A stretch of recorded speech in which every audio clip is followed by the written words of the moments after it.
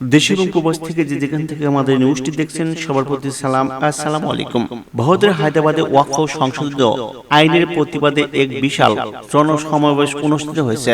All India মজলিসের ইত্তেফাকুল মুমিনিনের ডাকে শনিবার 19 এপ্রিল রাতে ওই সমাবেশে হাজার হাজার মানুষ যোগ দিয়েছেন। সংবিধান বাঁচাও ওয়াকফ বাঁচাও শীর্ষক এই জনসমাবেশে উপস্থিত ছিলেন ভারতীয় কংগ্রেস, ভারতীয় রাষ্ট্র সমিতি, ওয়াইএসআর কংগ্রেস পার্টি এবং একাধিক রাজনৈতিক দলের সদস্যরা। সদর দপ্তরের দারুস সালামের আয়োজিত সমাবেশ থেকে আগামী 30 এপ্রিল রাত 9টায় ঘরে ঘরে আলো নিভিয়ে বাতিগুল প্রতীক প্রতিবাদ পালনের ঘোষণা দেওয়া হয়েছে। সমাবেশে প্রধান অতিথি ও সংসদ সদস্য আসাদ উদ্দিন ওয়াইসি বলেন, আমরা মাথা নত করব না। যারা আমাদের মুছে দিতে চায় আমরা তাদেরই মুছে দিব।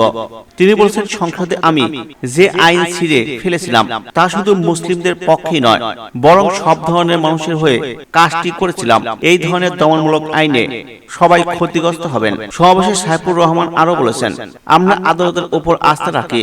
আমরা বিশ্বাস করি এই আইনের উপর স্থগিতাদেশ আসবে। তিনি অভিযোগ করেছেন, এই আইন ওয়াকফ সম্পত্তি পুনরুদ্ধারকে পড়া অসম্ভব করে তুলেছে।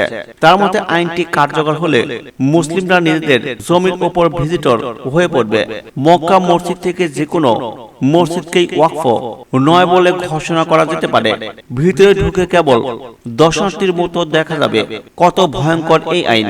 নিউজটি সম্পূর্ণ দেখার জন্য ধন্যবাদ।